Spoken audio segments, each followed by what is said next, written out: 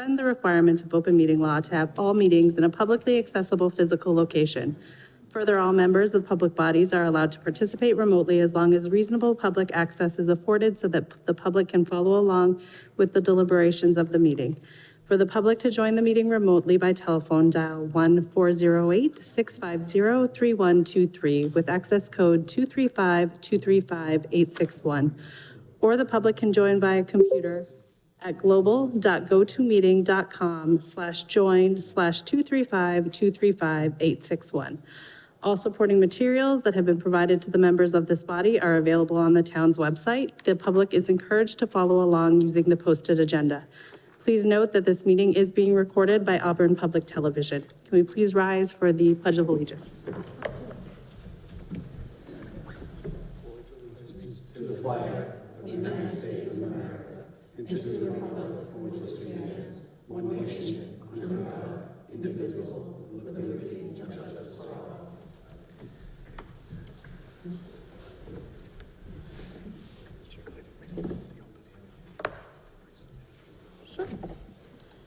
So we have one person signed up for public comments. Could you please come up and give us your name and your address?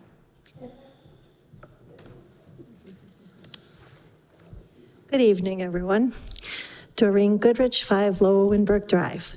So I know I've come up here on this issue in the past, and I know it's not Chris because I can hear some of you, but I just want to tell you how annoying it is when you're trying to watch televised meetings at home and you really care about what's happening, and I can't hear at least half of you.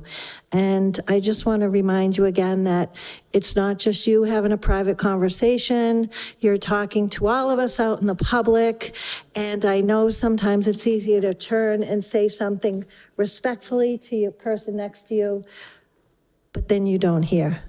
So at the end of your selectmen's meeting, my husband comes out and he says, "You have the TV on 100 again." And I go, "I know, and I still can't hear."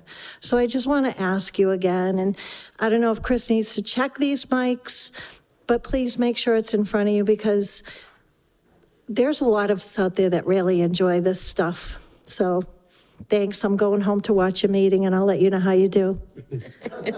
Thank you for that reminder. Thank you. Madam Chair, I'd make a motion that we move up item Select Board General Item 5A. Is there a second? I'll second it. All those in favor? Aye. Opposed? The chair is a yes as well. So we are moving up to section 5A. This is the open air license for the book sale by the Friends of the Auburn Public Library.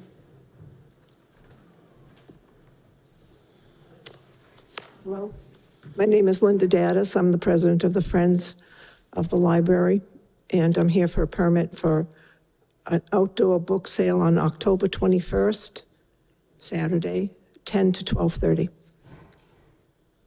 Do board members have any questions?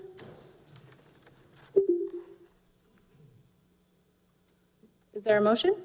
Make a motion that we issue the license subject to all applicable requirements of the state and town, and any of its departments, boards, and commissions have been fulfilled. Said license is subject to all the conditions stated upon it. Failure to comply with any and all the conditions shall invalidate the license and render it null and void, and with the conditions of the DCG to be attached. Second. All those in favor? Aye. Aye. Opposed? The chair is a yes as well.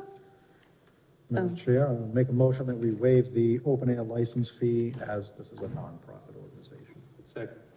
All those in favor? Aye. Opposed? The chair is yes as well. Thank you so much. Okay, we're going to go back to presentations and hearings. The town manager has a budget summary presentation. Thank you, Madam Chair, members of the board. One of your members requested a financial update at the next meeting. So I'm just going to leave the chair, go up to the podium and make a 5-10 minute presentation. Great.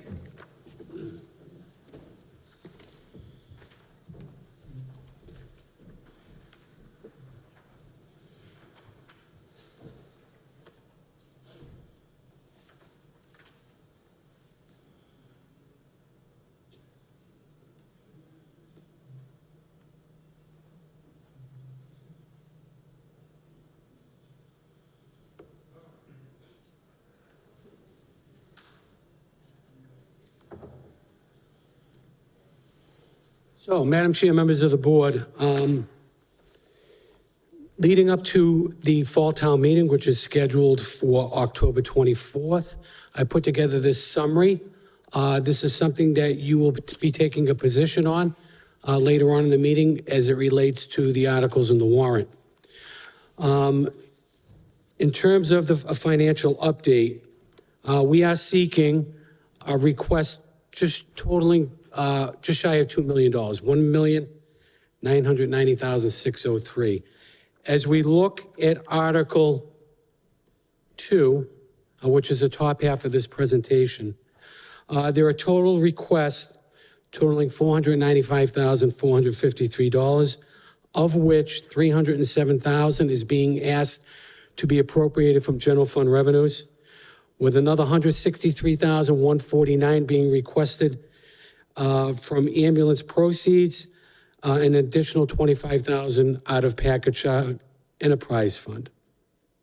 Articles 4 through 22, or Articles 3 through 22, are comprised total requests of $1,495,150, of which $101,250 from general fund revenues, $80,000 from SOAR Enterprise, $1,102,331.19 from available funds, the bulk of that coming from free cash, and $211,568.81 out of other available funds. We got notified most recently of our free cash. The general fund free cash currently stands at $21,363,298. Enterprise, golf course, and cable access retained earnings. SOAR Enterprise, $1,112,121. Golf course retained earnings, $837,721. And cable access retained earnings, $308,260.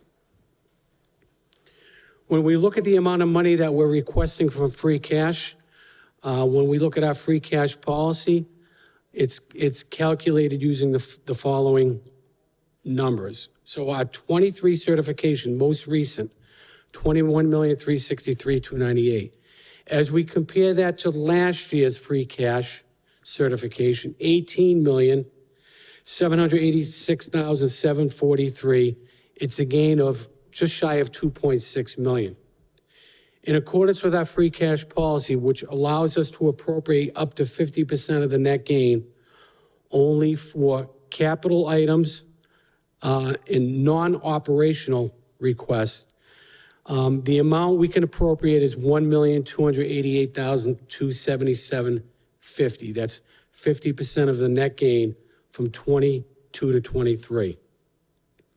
We're requesting from free cash $1,102,331.19, leaving a remaining balance of that 50% of $185,946.31.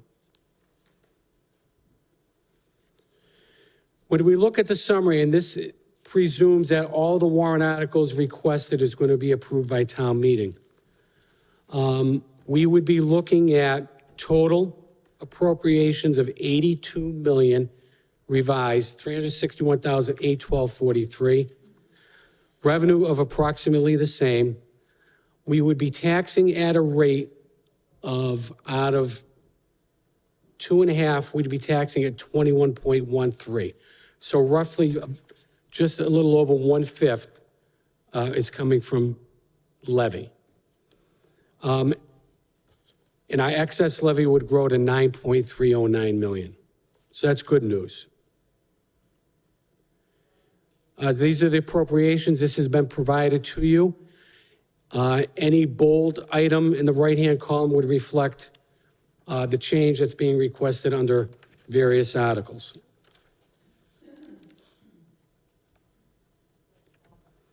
Provided to you is all the funding sources: tax levy, available funds, free cash, cherry sheet revenue, and local receipts. Here's a listing of our local receipts. totaling 11.81 million. And once again, just to recap the financial snapshot, once again, assuming all the warrant articles are approved, the total allowed that were taxed at 2.5 would be 1,317,000. We're only taxing out of that 278,405. The percentage of that is 21.13 out of a total 2.5%. And that share is 0.528 out of 2.5. So once again, we are not taxing to the max. Our excess levy would be at about 9.3 million. And that far exceeds any other community in central Massachusetts. So with that, I'd be happy to answer any questions the board may have at this time, unless it would like to reserve those questions when we go through the warrant. Does anybody have any questions? Not at this time. Thank you.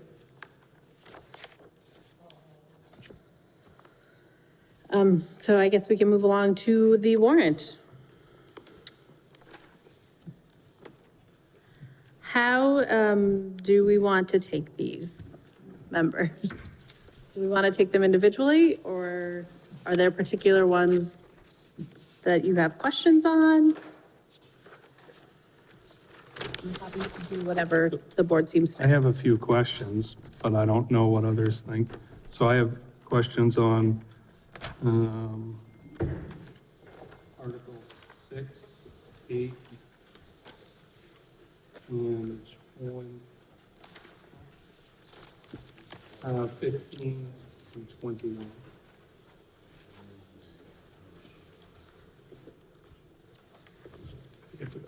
Does anyone else have questions on other articles? Yeah, I have some questions on Article 2. Okay. So let's take them individually. Yeah, let's take them individually. And I have a question on Article 3. Okay.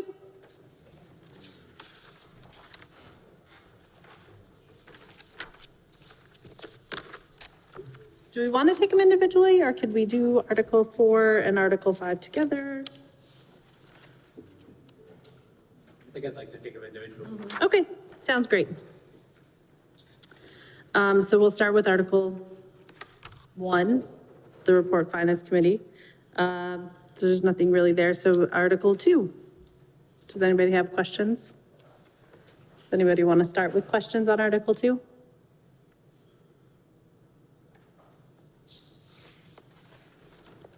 I had a question on Article 2. I believe it's fourth from the bottom, increasing the line item for the contingency for Packagug Golf Course. And my question was just about the correct, no, the account number's okay. I thought it was incorrect, but it's okay. Can our fire chief, Chief Coleman, tell us about the increases in the fire department line items? Thank you.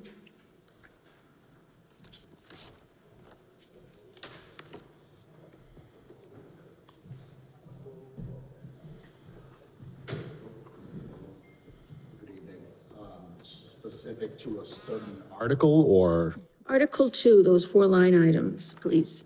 The firefighters line increasing, fire overtime, the protective gear, and the clothing. Those for the new.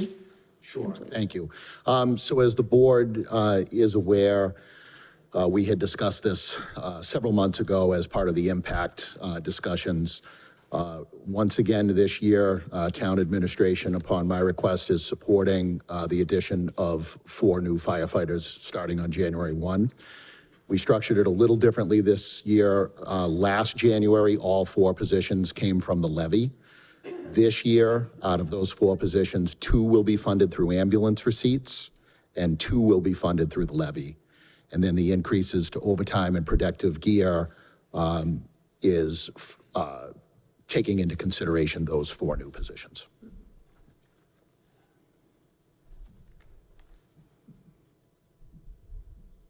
Are there any other questions on Article 2? No, I just wanted to just get that out there so we can hear it. Thank I you. just ask clarification, you said the increase in the protective gear is related to those new positions? Or is the increase in protective gear related to those that failed and had to be Just repurchased? a combination of both. The increase in protective gear is for the 4 new positions. The other money that's being sought, the $15,000, that's going towards the failure in gear. Thank you. Yep. And Madam Chair, to Selectman Corain, that would be Article 8, that additional 50.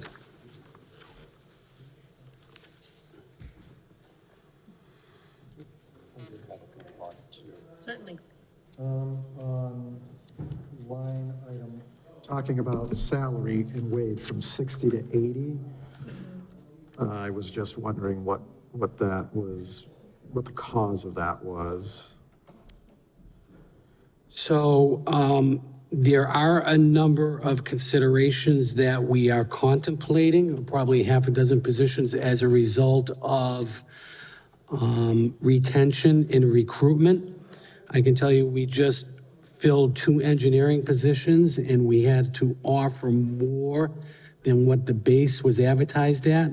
Otherwise, we wouldn't be able to get those positions. So there were some unanticipated increases that were not accounted for as part of the annual budget, and we're making a slight adjustment to account for those changes. Fleet maintenance is going up, what, $50,000? What would be the cause of the increase in fleet maintenance? So I could play tag team with our DPW director, but I can tell you, when you look at year-to-date actual for the prior fiscal year, I think upwards of $120,000 was transferred into that account. The cost of supplies have gone up dramatically from your ordinary maintenance to things that may be required on a periodic basis. So we don't see those costs retreating. In some cases, we have to send out some equipment, and those labor costs are increased as well. So this adjustment more so reflects the need that we know is going to be required. Actually, request for $75,000 was made. I recommended 50. And I increased the reserve account by $25,000. So if there is an additional need for that 25, the request would have to go before the Finance Committee. They would have to justify that transfer. One last, patrolman salary is going up 60-odd thousand. Is that for a new position? Is that? So that would provide for, remember back, we had this discussion, I know we did with the Finance Committee as well as the board. There was a request for 2 positions, and at the time, we said we would recommend one, and we would revisit the other one in the fall. This honors that commitment. We bring someone on in January. Those costs have been provided for in Article 2. And last but not least, this is probably more of a reminder to me, but the body cam storage, I know there was a grant out there, but is this in lieu of the grant, or is this because of the grant? And that's probably just me not remembering what was. So we were just awarded a grant of $93,000. I think the notification came in last week. We were expecting that, and we made provisions to look at the commitment for the storage as a result of those body cams being equipped to our offices. And we're also under discussions relative to impact bargaining on potential other considerations as a result of that equipment being provided to the officers. So if I just may follow up on that. So the funding in Article 2 for the body cams is in addition to the $93,000, or is it being covered by the $93,000 grant?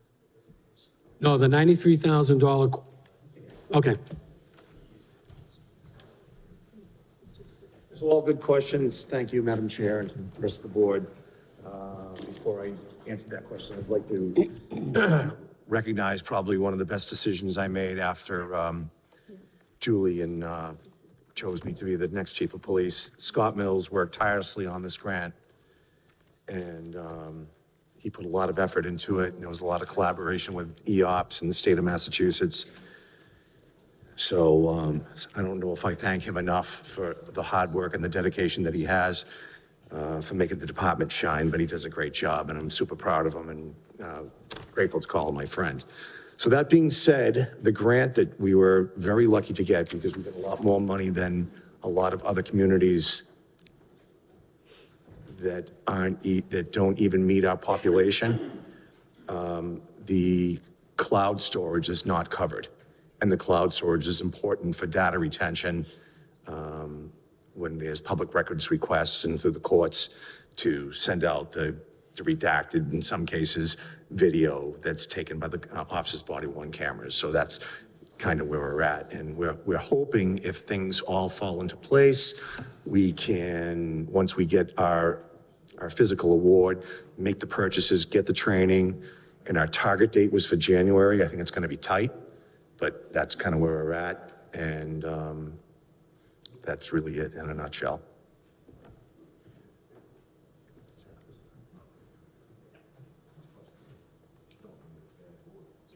First, thank you for going after the monies. It helps a lot, I know. So I just want to follow up with the question. So the money in Article 2, so the 16,000 for the body worn camera is not covered by the grant. The 34,000 for the body worn camera compensation, is that covered by the grant, or is that not covered through the grant? No. It's not. So this is above the grant. So we're spending 93,000 plus these additional monies. Great, thank you.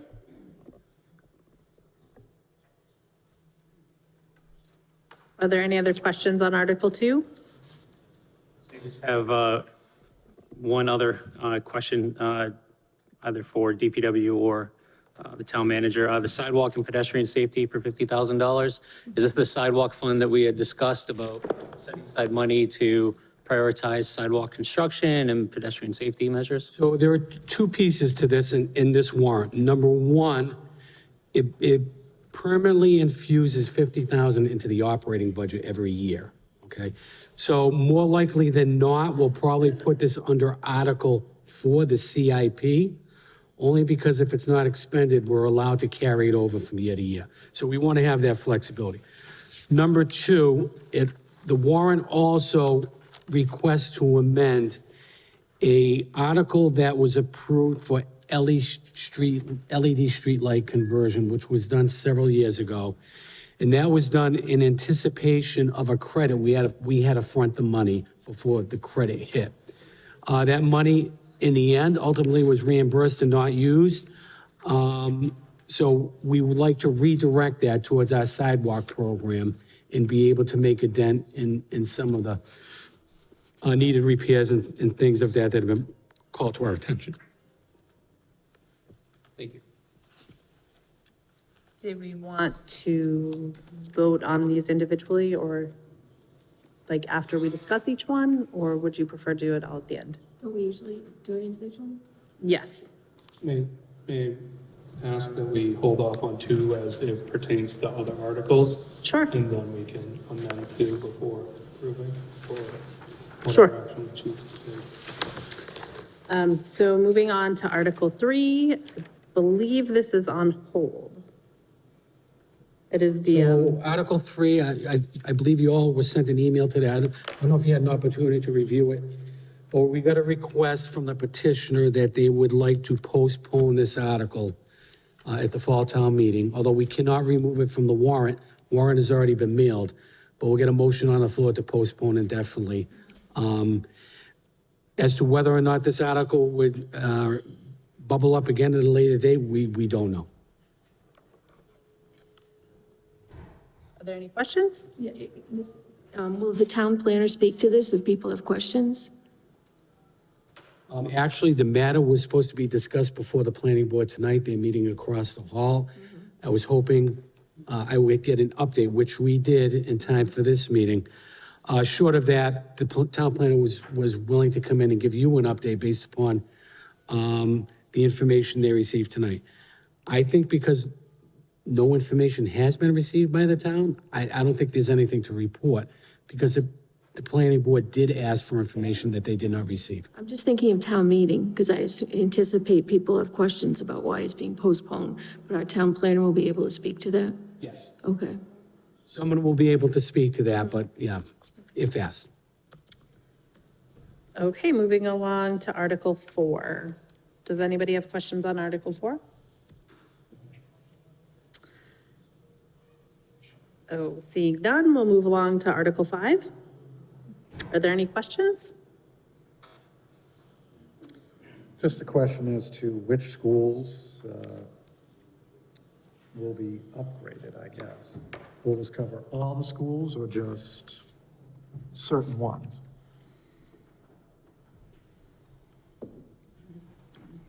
Dr. Chamberlain, this is the 95,800 for the, yes. Wherever it works.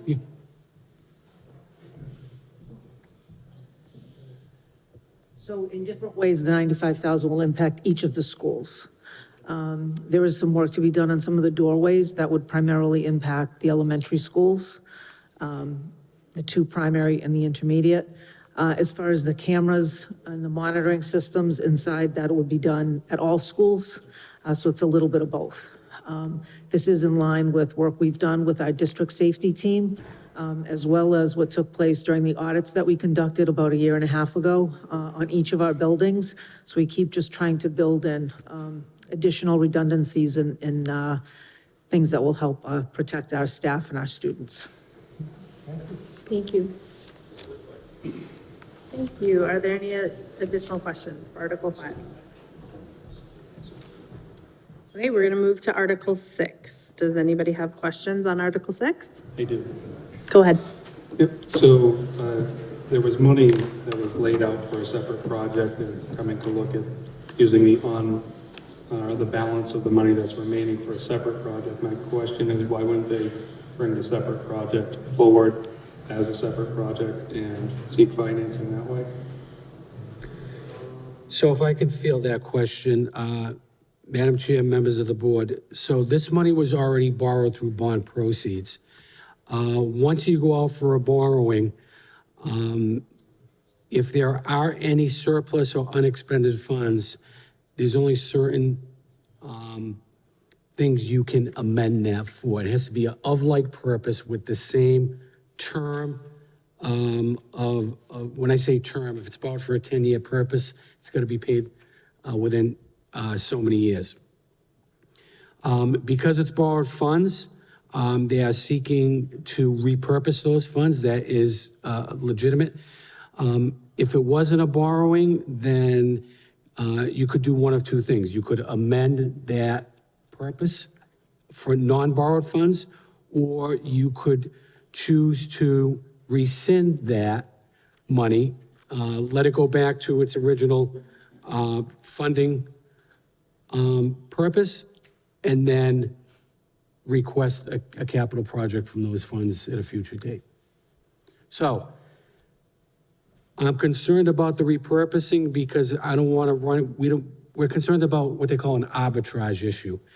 So because the interest we're earning on whatever funds we have is greater today than it was a year ago, in some cases we're getting 5%, it far exceeds our borrowing rate, which may have been 2%. So that spread is considered what they call arbitrage. And if you're making money on borrowed funds, the IRS can come in and do an audit and you'd have to pay back the interest as well as penalties. So we'd like to expend funds as quickly as we can.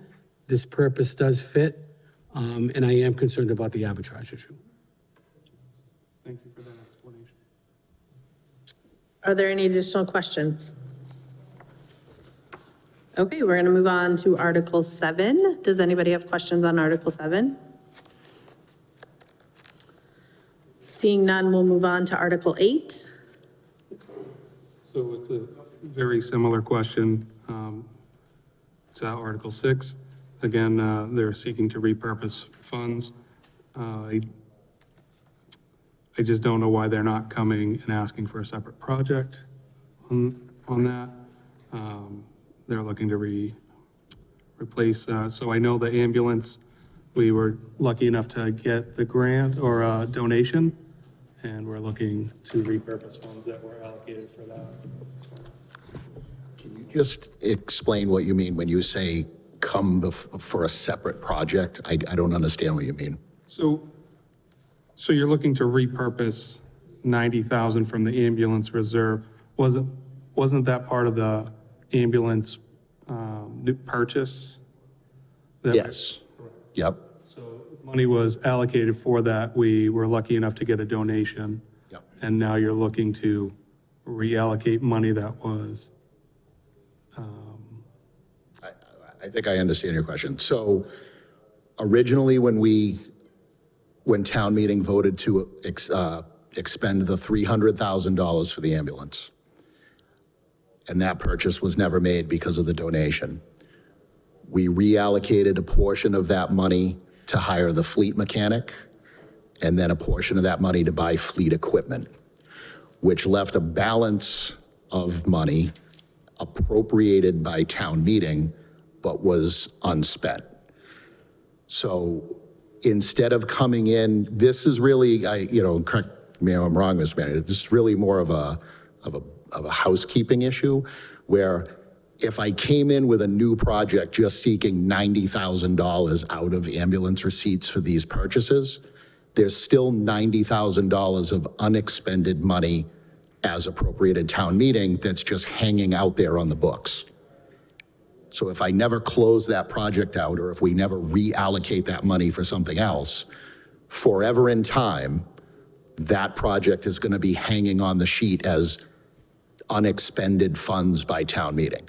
So this is a cleaner way to do it, because these are two new projects, but I'm reauthorizing money that was already purchased. So when that money is expended, now that entire $300,000 that was appropriated town meeting is cleaned up and it's off the books. so, through the chair, if we were to zero out that account, return the money, and then come request that, is there, I'm not sure if it's cleaner or not, but at least the transparency is we're asking for money to be used differently than what it was originally intended.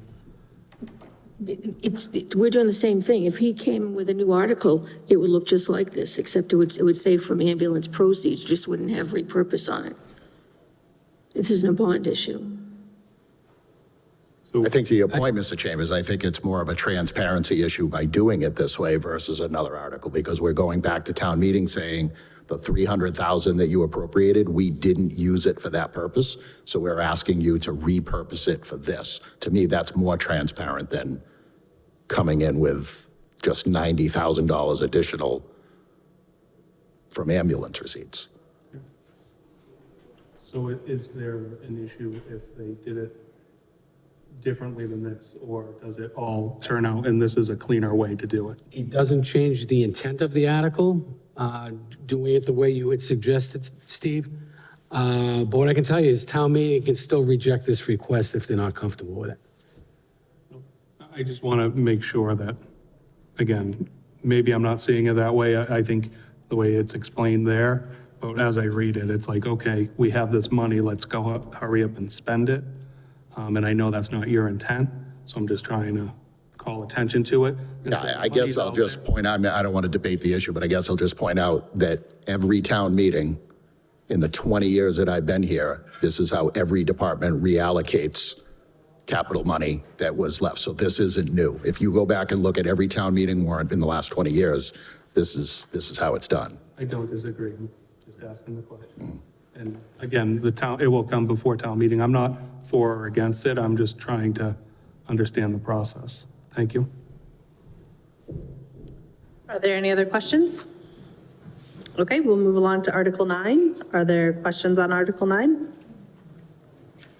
Just a question, perhaps one of the chiefs or both could just give us an update on the town's public safety radio system and why this money is being sought.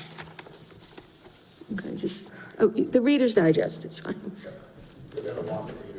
Okay, yeah.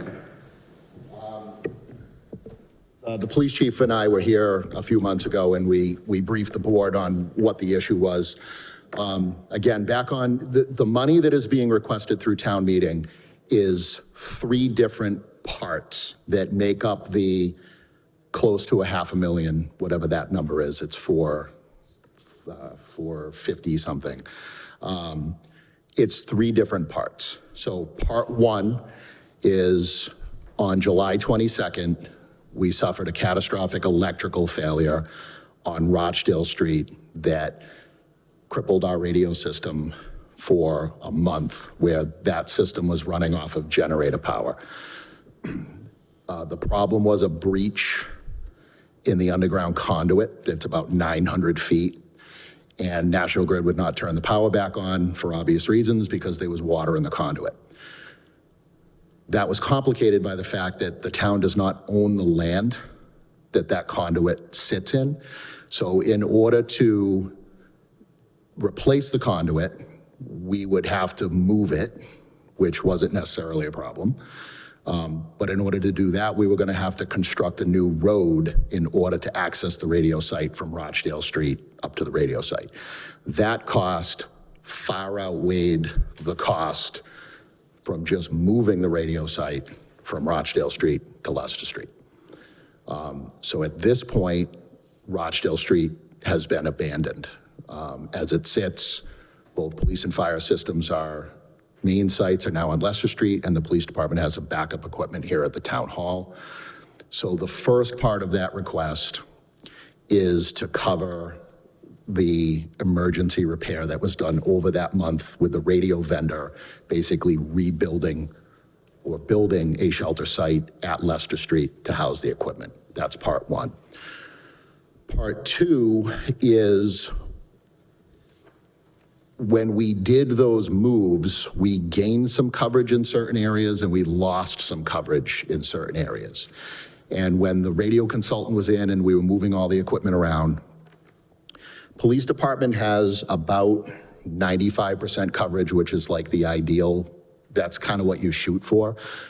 Fire department only had 52% coverage when we were on Rochdale Street. We went from 52 to 73, somewhere around there, by moving to Leicester Street, but we still have some, in some respects, even though from a percentage perspective, our coverage area got better, but because of the type of system that we're operating, which is still a single repeater site, our radio coverage has worsened since then, because in areas where it was decent, it's now not good. So even though from a percentage perspective, we got better in terms of what the potential coverage is, the type of system that we're using, we're having a lot of struggles today with the system.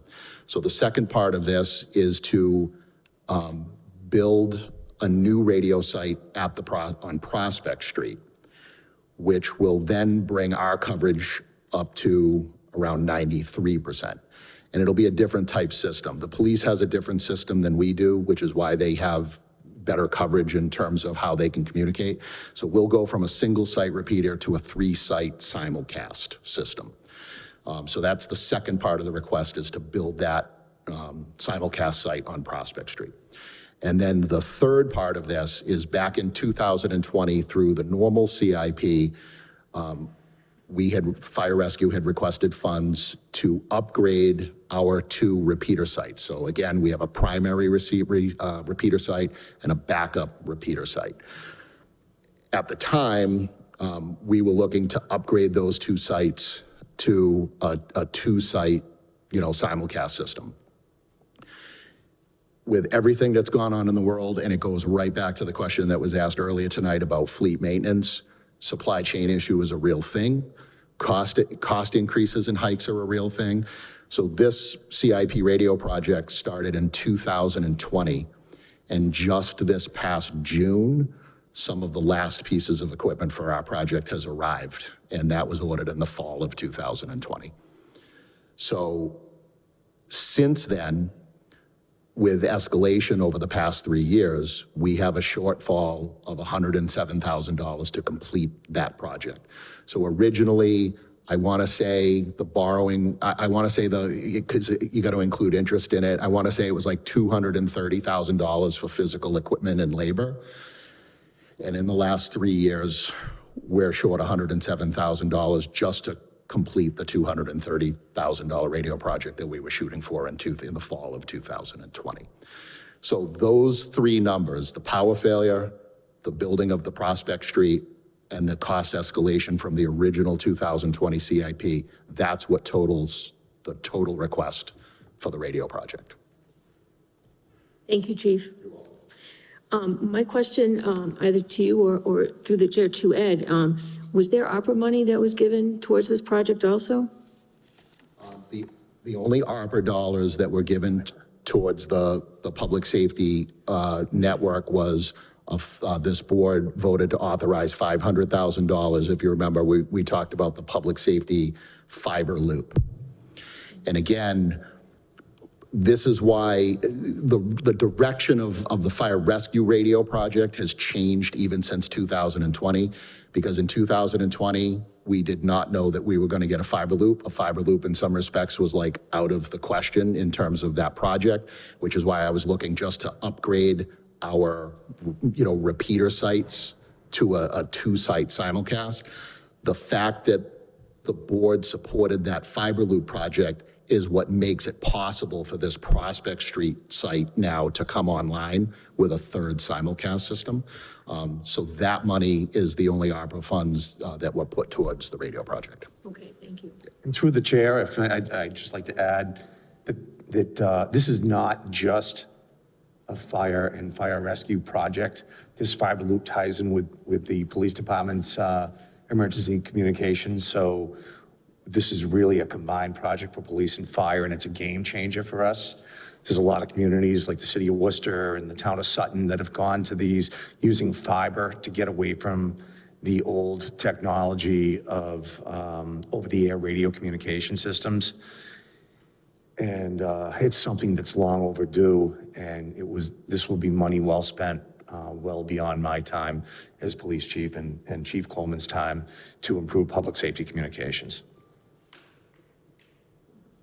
Okay, thank you very much. I appreciate your speaking to it. Thank you. Do we have any other questions on Article 9? Okay, we're going to move on to Article 10. Does the board have any questions on Article 10? Why not, why they're sitting here, just to annoy them both? Okay, This will cover whatever costs are needed to design the new version of. So conceptual design. So in conversation with the town manager, which I fully support the decision and the logic behind it, is the $100,000 for conceptual designs will essentially get us what we had when we had conceptual designs for the public safety buildings. It'll give us elevations, it'll give us a building look, it'll give us a layout, it'll give us some of those things. These are not architectural drawings. That, if a project ultimately was approved, we would roll the architectural, the environmental, all of those other things, which in reality is probably somewhere around $2 million. That would be rolled into the total project cost. There's been several communities that have gone out and spent money on architectural renderings. They'll spend $1 million, $1.2 million on architectural designs, and then ultimately the project is defeated, and then you're stuck with $1 million worth of plans on a building that's never going to get built. So this $100,000 is the concept. It's the look, it's the layout, it's that kind of stuff. If ultimately a project is approved by the voters, then the architectural and the rest of that would be rolled in. Let me ask the question. So you have a building program that was developed as part of the prior plan. Are you just taking your half of that plan and that's what's going to be in the concept plan, or? So that's a good question. It's one of the things that you have to take into consideration when you looked at the public safety building as a whole is that there were a lot of shared spaces they're not only shared spaces, but the way that the utilities and the mechanical and all of that was laid out for police and fire. So in talking with the architects, it's not as easy as just removing the police pieces, because if you just remove the police pieces, the building really, in some respects, doesn't make sense because there were all those shared spaces. And like the architect said, and this was a great point, he said, we could do that, but at the end of the day, he says, you may be spending more money building a building that isn't going to be as efficient as it could be if we just redesigned a new structure. And, there has been some talk in terms of adding on to the building, in the future. And I had an at-length conversation with the architect about that. And he said, listen, we've said from the beginning that that is possible. He said, but what the community needs to really take seriously into consideration is the time frame on that. He said, that makes sense if you're going to construct, we'll say, just the fire station portion of the public safety building, knowing that in maybe 3 to 4 years, you're going to then add on the police portion. He said, but if you're looking that this is going to happen like potentially 7 years down the road, 10 years down the road, he said, we don't advise it. He said, because the reality is we're going to build you a building that's going to be much more inefficient on something that may happen a decade down the road than just building you the building that you're going to need now. He said, so if you're not going to do it in that maybe 3 to 5 year window, he said, I would suggest that you build the building, and then if we want to put the police station on the same site down the road because circumstances come up or whatever, he said, even from a cost perspective in some respects, you'd be better off just building a separate building on the same site versus trying to marry the two later a decade apart.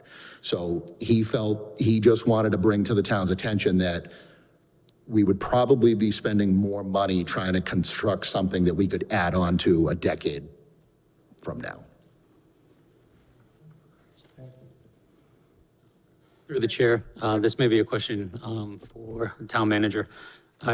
For this project, do you foresee the same committee that was formed overseeing sort of the public process for the design, or is there going to require a new committee for that purpose? My recollection is that we were going to dissolve the existing committee, and I held off any appointments on a new committee until I know town meeting approves this warrant article 400. So we would put an ad out there. It'd be great to have some of the same players because I think they could bring some valuable information that they've learned from going through the process on a joint that may be salvageable and can be brought over to a refocused effort. But certainly we're gonna advertise and put it out there. One last question. Of the 100,000, does this also potentially include, so we know that the police department's current building is woefully missized, undersized, and is there a possibility that out of the 100,000, they're also going to look at temporary changes that can be made to that building, knowing that we're talking a decade off or longer before the community commits to building a new police station or combined public safety to address the needs that the police have at this time, or is that going to be a separate project that the administration plans to bring forward? This 100,000 includes the conceptual design for the fire station only. Thank you. And through the chair, I can tell you, I've been doing this for a long time. I've been in Auburn for a long time, and we've made 3 modifications to the parking lot.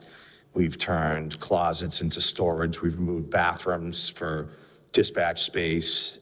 We've been before the Board of Selectmen and the Finance Committee and the town meeting countless times to stuff 10 pounds into a 5-pound bag.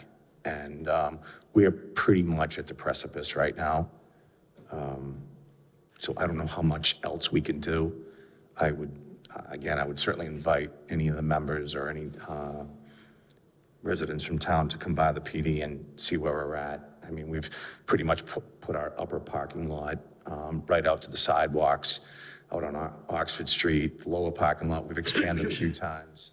I drove in this morning and I had to park in the grass. There was not one parking space, and Horgan Arena was filled with people and a training that was going on across the street. So I don't know really what else we can do. I know it's going to be an issue that the town is going to have to look at in the future. Hopefully, the economy corrects itself at some point in time and interest rates go down and all of that. Because we know it's a kind of a grim picture right now, but that's kind of where we're at, if that helps. So you currently host all communications. Will communications move to the new building? That would give them some room. I mean, I know it's not a huge space, but it gives you something. So great question, but complicated question. Okay, complicated because if everybody remembers, when that building was built, they didn't ask a lot of questions for the police department, and they put the lockup downstairs. And under mass law, we're required to check the prisoners throughout their stay with us to ensure they're safe and not going to harm themselves. So we literally overnight had to double our dispatchers because we couldn't let our 911 telecommunicators walk away from the phones to go downstairs a flight of stairs and check on a prisoner and come back upstairs. So we went immediately from having single dispatch to double dispatch. In hindsight, we've needed it.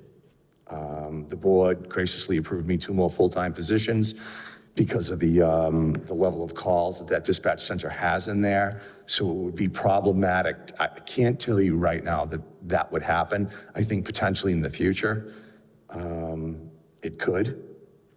But for me to give you a definitive answer right now would be a problem because I'd have to come before the board to ask for additional personnel to provide the police public safety needs to cover the building, people walking in with lobby calls, which is 24/7, and checking on the prisoners. I can tell you that a lot of I won't name them, but a lot of area communities that have gone to dispatch with regional that they didn't handle themselves, they're kicking themselves for it. The doors are closed at some of these police stations when the public tries to go in. My predecessor would never do that. I wouldn't do that as long as I was the police chief. It's a matter of offering good service to the town, and that role is definitely fulfilled with the 911 telecommunicators, those professionals that are sitting behind the glass and at the desks at the PD.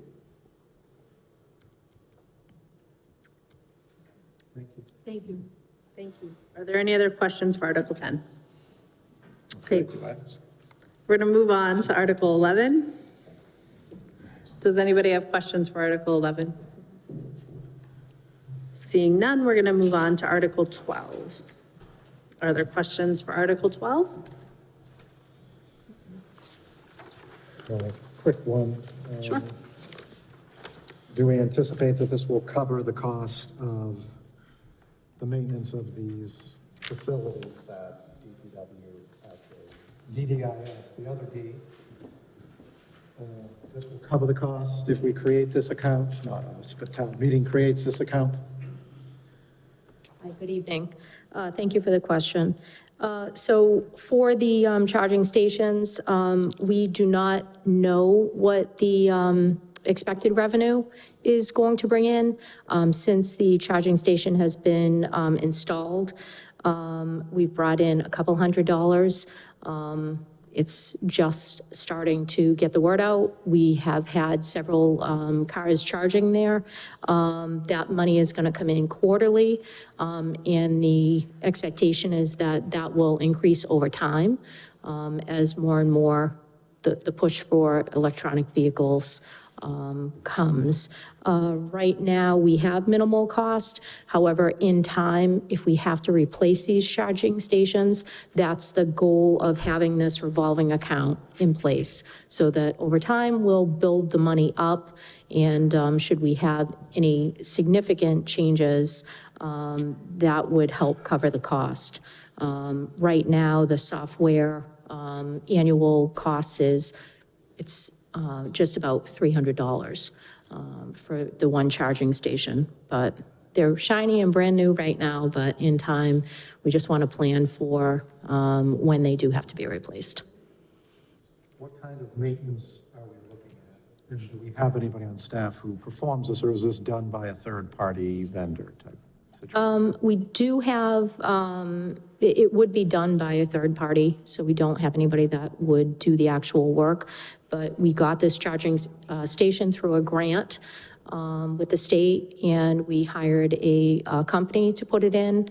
And also there's a company that manages how the money comes in through the charging station, and the software are able to do everything through the software and computer. If I may just add to that, and thank you, Darlene. Certainly, we're in the infancy stages of this new technology.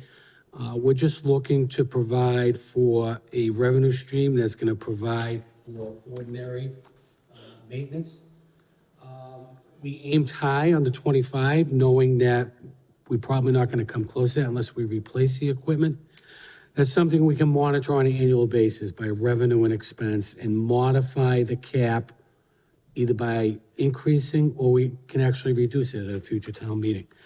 Certainly the replacement, we have Muni Ag that we can turn to as well as another funding source for the replacement. But this ideally would be just for ordinary annual maintenance. I was just going to ask a question, if it's possible to broaden the scope of this fund to not just be operation and maintenance, but actually be expansion as well. As you've said, we expect EVs to ramp up their usage in the town, in the greater area. And I didn't know if this fund could also be used to expand future EVs. As you know, most of the grants do require, some funds to be committed by the town, matching funds. So I didn't know if it was possible to expand the purpose of this grant to include that as well. I think the language that's being presented will allow for that expansion as well. Okay, thank you. Thanks for the support. Are there any other questions on Article 12? We've got one next, so. Are there any questions on Article 13? More of a hope than a question. Can we get this on an annual basis, and what would it take to do it on an annual basis? I know it's a lot of work, it's a lot of coordination, and I know CERT is very helpful with this, and you're out there doing the coordination as well, but we have so many things now at home that we can't safely get rid of. I really think the need is greater than every other year. Thank you. That means that you think that the day is beneficial. It's one of the exciting days for us in our department, and we do look forward to it. We know it's something that the community does need. In order to do this yearly, it's not the work that I would be afraid of, it's actually the cost. So to put on one of these days, it does take coordination of a lot of people. The place is always at the Horgan Ice Arena. They're very generous to let us use that space. And we do coordinate several different agencies to have this day, but it is typically anywhere $25,000 to $30,000 to put on one of these events. And over time, I have seen the cost kind of creep up. I think years and years ago, we did one that was maybe about 14,000, and I thought like I hit the lottery on that one because it was so low. But the general cost is in the 25 to 30,000 range. So it would have to be something that, the town would be open to spending that much money. One thing that I can offer to you as an alternative, in the past year, I'm very proud to say that we have started a hazardous waste disposal program. So that's year round. So this day is one day out of the year. However, the program that we started a year ago was for getting rid of hazardous waste year-round. So we're fortunate that we have NEDT, I think it's New England Disposal Technologies. They're located in Sutton. It's about like literally 15 minutes away. You go right down 146, get off of the Sutton exit, and literally they're right off of the exit. So it's very easy to find. It's a great business. We started a relationship with them because they are so close. And each residence, so the actual residence, gets a program that we started last year was that every residence could get $50 credit to bring hazardous waste there. We had a really good participation in that in the first year, and just recently we decided to increase that from $50 to $75. So we are very proud of that because, you know, it allows us to do that for the residents that live in Auburn, and also takes hazardous waste year-round. So you don't have to wait for one of these days like we did in the past. I'd always tell people, okay, just put it in your cellar or garage and wait for this day. This will allow people to actually get rid of it year-round. And I guess the best part of it, to tell you, is that it doesn't cost the town any tax money. We do it through recycling dividend points. So the grant that you see each year that I come and apply for with our solid waste and recycling team, it is DEP allows for a recycling dividends program, and that grant money comes from all the good things that we do. So we're able to use that grant money for something beneficial like the year-round hazardous waste disposal. So kind of gives you another option if you didn't want to spend the $30,000 that we do, you know, every 2 years.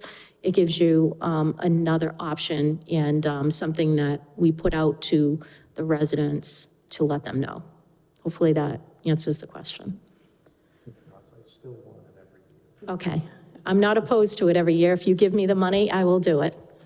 Go to town meeting, we gotta ask them. Okay, fair enough. Are there any additional questions? Thank you so much. Thank you, darling. Thank you. All right, we're moving on to Article 14. Are there any questions on Article 14? Just a quick question, is this for third party to do some inspections, the annual, triannual, biannual, whatever?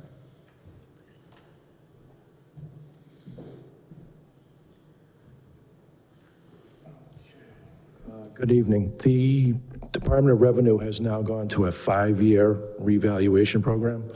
So fiscal 21, 22, 23, 24 were all interim updates where they take a soft look, and fiscal 25, they take a deep dive into all the values of the real estate and the personal property.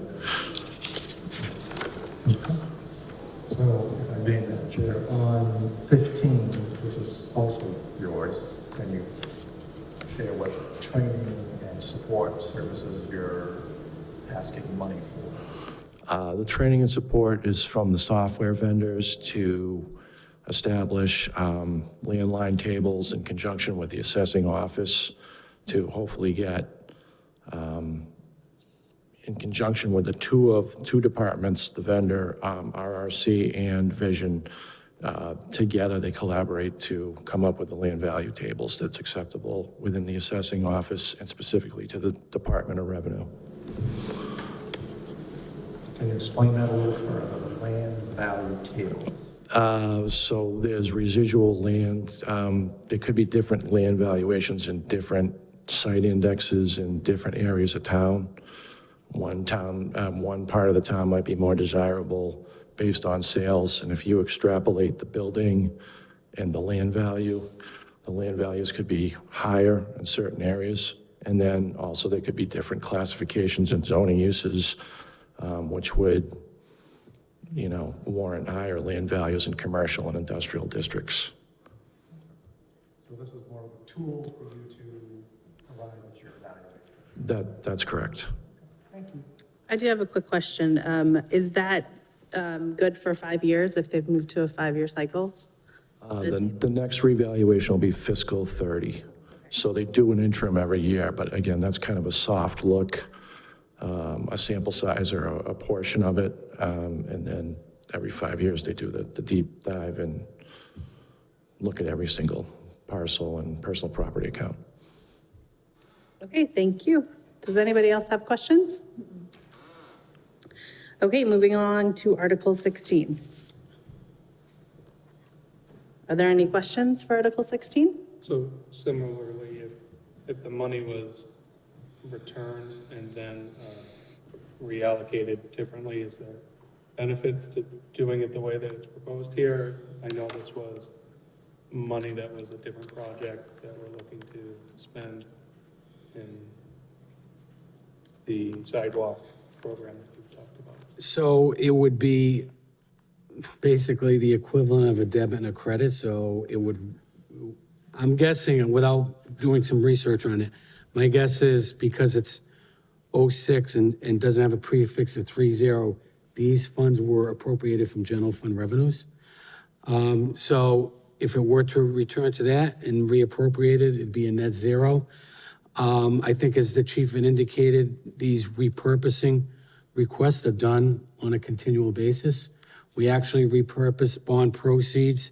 We used to do it every year for older type borrowing. So, no, I think this is adequate, just like the other two requests that you had inquired about before. Through the chair, do we have other projects out there? I mean, if this was 2017, do we have other projects out there with unexpended funds? And is there like a report that we know, like where we can look to repurpose? So all prior year capitals begins with a prefix of 06. I can run you a report and provide that information for you. Just the prior year, or because that's seeing this was approved in 2017? Just don't know how much out there is unallocated, and if this is... I would run it wide open, so whatever has been carried over for whatever year, you're going to be able to see that. Thank you. Question through the chair. Now, this money came from the general fund revenues, but didn't the town receive credits from LED? I mean. Yeah, so in that other would- words, the credits hit a lot sooner than we thought. We didn't need the $100,000. Right. In some cases, they said there could be a delay in that credit up well after the project is done. But we had to provide that money in advance of the credits and then, yeah. So it's we have like that was a zero net effect then on general fund. Okay, thank you. Are there any other questions? Okay, we're going to move on to Article 17. Does the board have any questions for Article 17? Yeah, through the chair, what's our current OPEB balance? Let's see if I read that for you.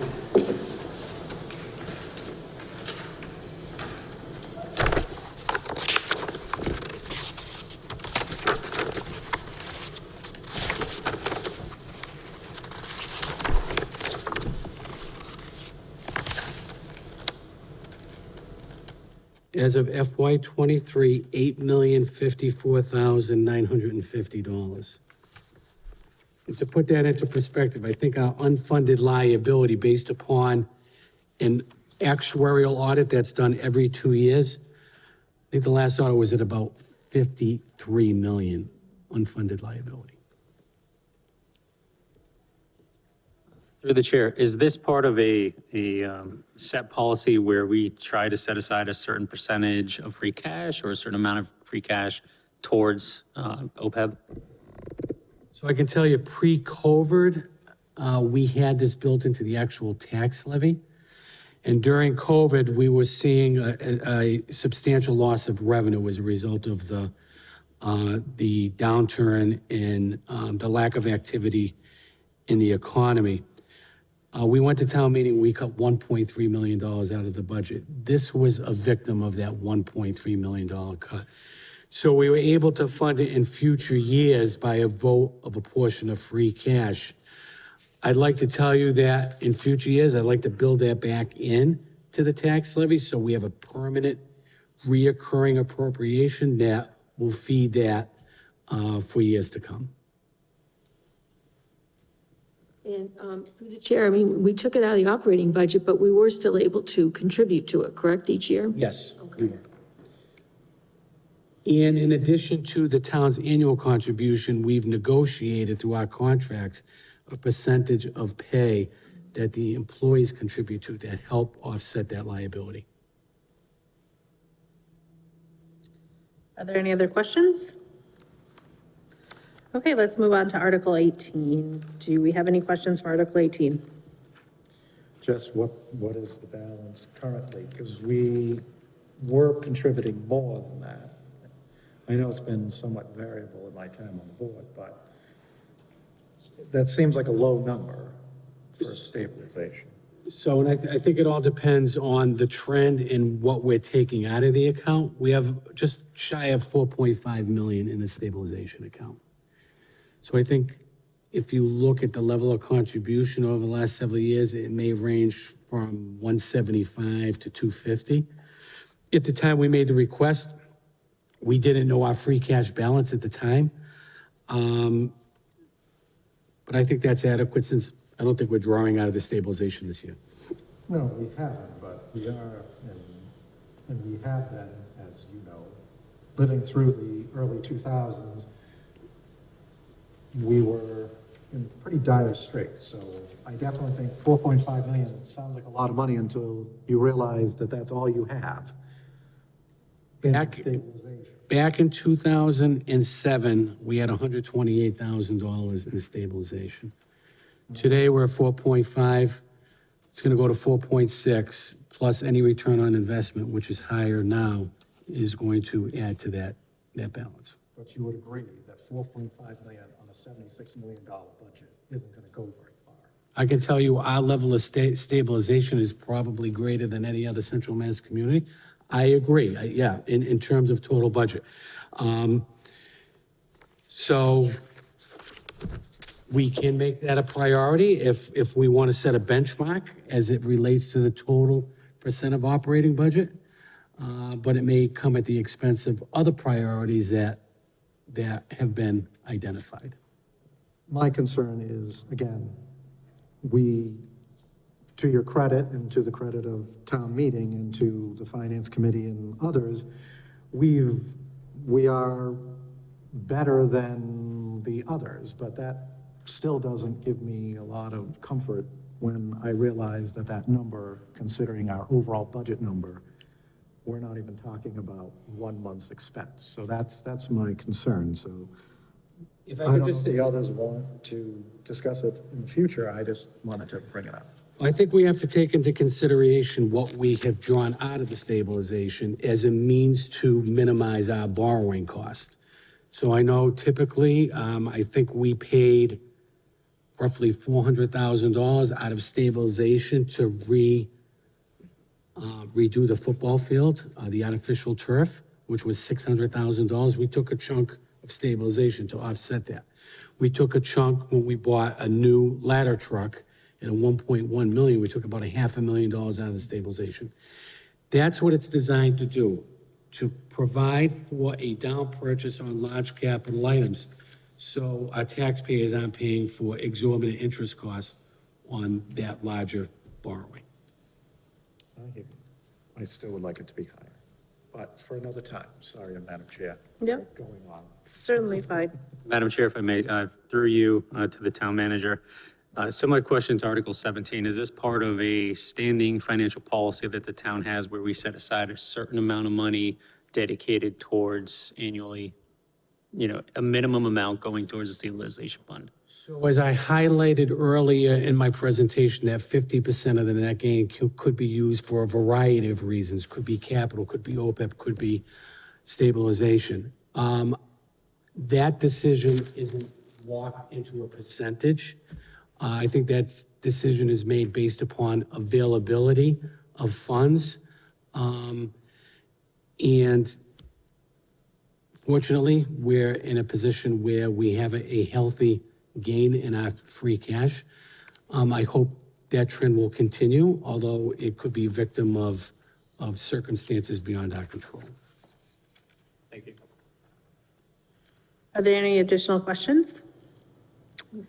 Okay, we're going to move along to Article 19. Are there any questions for Article 19? Seeing none, we're going to move along to Article 20. Are there questions for Article 20? Yes. Okay, We appropriated money for Pinrock. This clearly is an addition to what we approved. Was this not anticipated, or did this come up after, or as a result of work that was done, and then suddenly we recognized that there was something there that needed repair?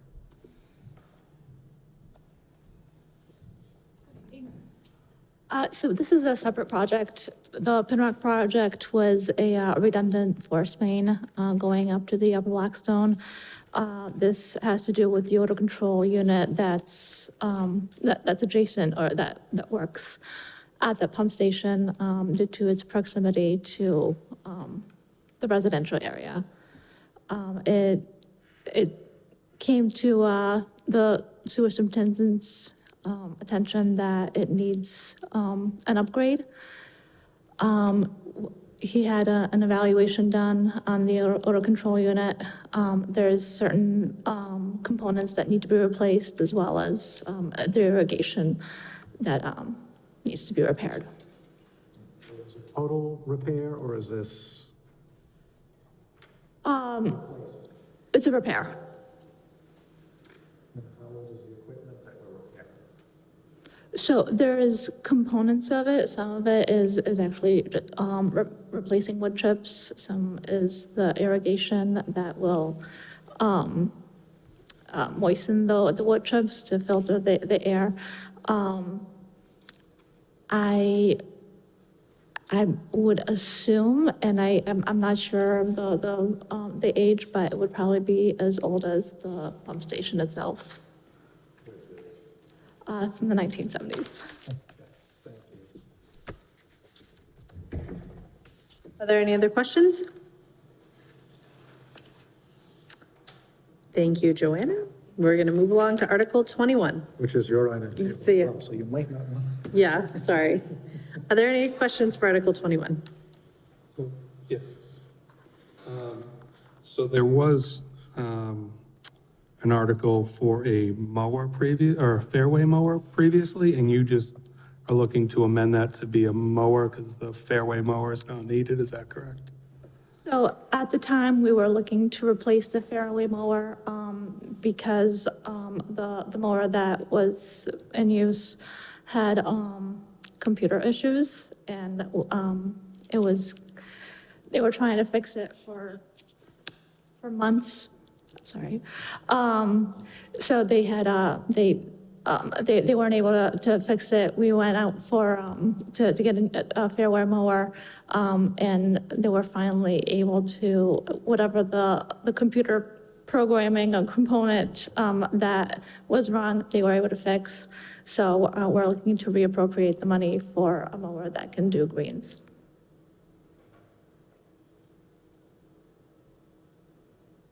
And that's a D. Yes.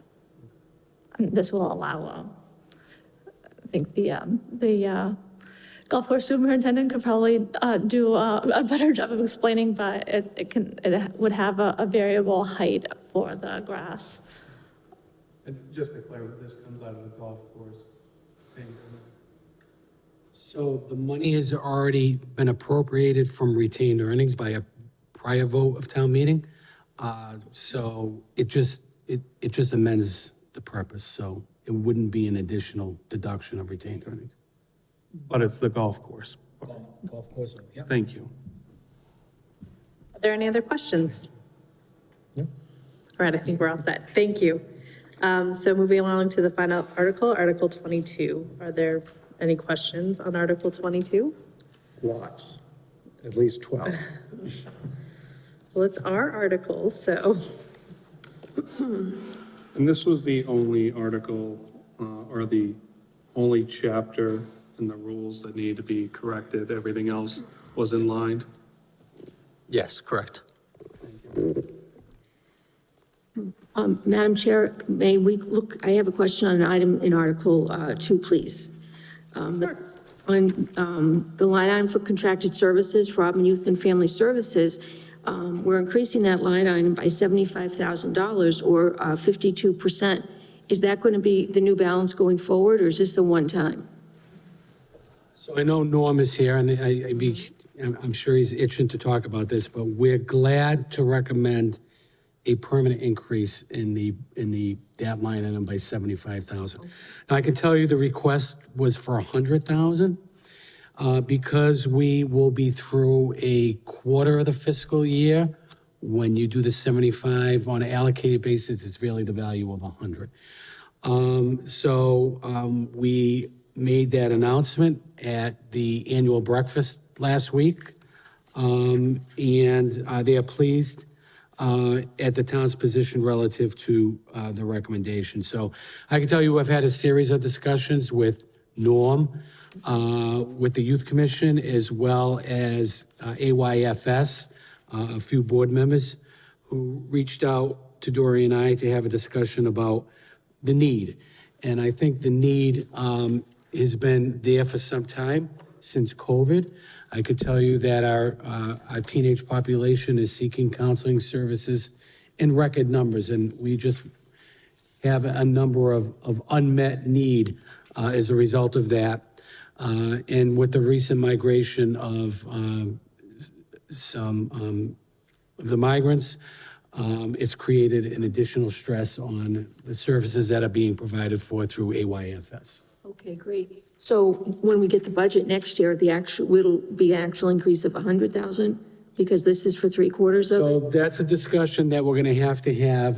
They expressed a need for a master level clinician to meet the unmet needs. These positions are very difficult to fill. We think we can do it with 100. So the game plan would be to supplement the 75 that we committed to in Article 2, that we would make an additional request of 25 for next year. Okay, great. Now, I know we've been able to steer some ARPA money to Auburn Youth and Family Services. Yes, so the board voted a 3-year funding source of 60. They're in the third year now, so. They're in the third year, so that's part of, quite honestly, that funding cliff that's gonna go away. That money has been well spent. I'm quite impressed by the level of food and clothing and other things that were bought with that $60,000. That's really assisting a lot of people in our community. That's great. Is that 60,000 total or 60,000 each year? 60,000 annually for a total of 180. Gotcha. Okay. Thank you very much. I'm so glad we're able to support Auburn Youth and Family Services. Like, I was talking with Sally earlier, and during, since we've had the discussion, and again, this is to bring on board another clinician to help do the counseling that they go through. Currently, there's like 34 families that are on a waiting list just to get counseling. And this has been a number that has been here since probably pre-COVID. There's a constant increase in services. COVID added to that. Some of that may be decreasing a little, but there are still 34 families that are on a waiting list just to be able to get the needed counseling that they do, that's provided through Auburn Youth and Family Services. And that would bring on that other clinician to help decrease that amount of waiting and to help more families that are in need. Through you, Madam Chair, can you explain how these families come to you and what services? Oh, a lot of them are referred either through the schools or through the police. That probably accounts for probably about 75% of the families that come in. Talking with Sally, as far as, migrants and stuff that are being here, it hasn't really affected. The number of 34 was there well before that was brought into the town. So these are families just that live in Auburn. that have needed services that have not been able to be provided just because of they only have one clinician that's there. So this can address that in a substantial way. So this isn't taking anything outside of it or anybody that's coming in. These are actually families that are on waiting lists that live and have lived in the town of Auburn. Thank you. Thank you. Thank you so much. Does anybody have any more questions on warrant articles? I just have one more for Article 2. I apologize for not catching it. So the decreased line item in the group health from 8.5 million to 8.4 million, the reason for the decrease? So, great question. So a couple answers to that. Number one, we were able to level fund at 8.5 million our group health because the previous year we closed out with roughly a $700,000 surplus. We're able to recognize a $700,000 surplus resulting from our creation of a self-insured trust where we're only paying for actual claims, but we charge our employees a premium based upon a level of claims we expect to pay. That's the good news. Now, our trust, self-insured trust, has about a $12 million balance. We're able to use that as a way to minimize the increase on an annual basis. Secondly, with the addition of our town accountant CFO, we were able to recognize the savings in the current fiscal year as a result of the way the school summer pay was paid. It was actually front-loaded, and those benefits were paid out of FY '23, not out of FY '24. So we expect roughly about $120,000 for a 3 pay period cycle. It's roughly going to be about $400,000 of savings in the group health because we back charged it to last year. Thank you. Through the chair, this is a general question. During the town manager's presentation, he said there was about 185,000 remaining in usable free cash, and then there were certain requirements to that. Are there any items that would help reduce the tax levy of 278,000 that we could allocate that money for to help reduce tax levy? Is there anything? Unfortunately, no, because free cash cannot be used as an offset to the general fund operating budget. Now, we could increase stabilization as a result of a concern that was raised tonight. We could bring it up from 100 to a higher number as a result of that 185 being available, or use it for another capital item but I think most of our capital items are being funded either through repurposing or free cash already. So if that was something that wanted to be done, it would have to be made as an amendment on the floor? Correct. Okay. Thank you. All right, do we have any additional questions? I don't know where Dan went. All right, did we want to vote on these articles? Should we wait till Mr. Carpenter returns before we start taking motions to vote? Sure. How about a 5-minute recess? So we can wait for him to If I return. could make this suggestion, and I know Brooke has patiently been waiting on a discussion on energy rates. The board would be willing to take that up, but now that Mr. Carpenter is back, you may want to finish up on the warrant. Sure, let's finish up on the warrant. So, do we have a motion for Article 2? Make a motion to recommend? Second. All those in favor? Aye. All those opposed? The chair is a yes as well. Is there a motion on Article 3? Make a motion that we defer to the petitioner. Is there a second? Second. All those in favor? Aye. All those opposed? Chair is a yes as well. Is there a motion on Article 4? Madam Chair, can I just ask, is anybody going to oppose any of them? Then why don't, I will make a motion that we recommend Articles 40 through 4 through Articles 22. I'll second that. All those in favor? Aye. Aye. Opposed? The chair is a yes as well. So we're to recommend, To recommend the article to town meeting. perfect. Okay, Madam Chair, can we Yeah. get a motion to take this one then? sure. Can we do this one? Madam Chair, I make a motion that we move up item, town manager item 6C, and the one on updating of the naming committee to recognize individuals who have contributed to the 8A. 8A. So 6C and 8A, I would make a motion that we move those up in that order. Is there a second? I'll second that. All those in favor? Aye. Opposed? The chair is a yes as well. Okay, town manager, did you want to, 6C? Thank you. Relative to 6C, I know Brooke has been patiently waiting. We wanted to share some information with you as to recent rates that we got for our Muni Ag program. And so we got a new 24-month contract with a supplier by the name of Dynegy Energy Service, which begins November of 2023.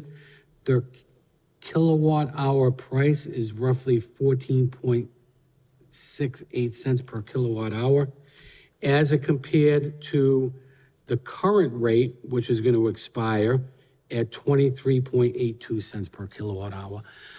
That being said, Brooke, do you want to share the recent rate that's been put out by NGrid? Yes, National Grid's rate starting in November for residential rates is going to be 18.2 cents per kilowatt hour. And then for commercial, it's 17 cents and industrial is 21 cents, whereas the town's program is 14.6 cents for all rate classes.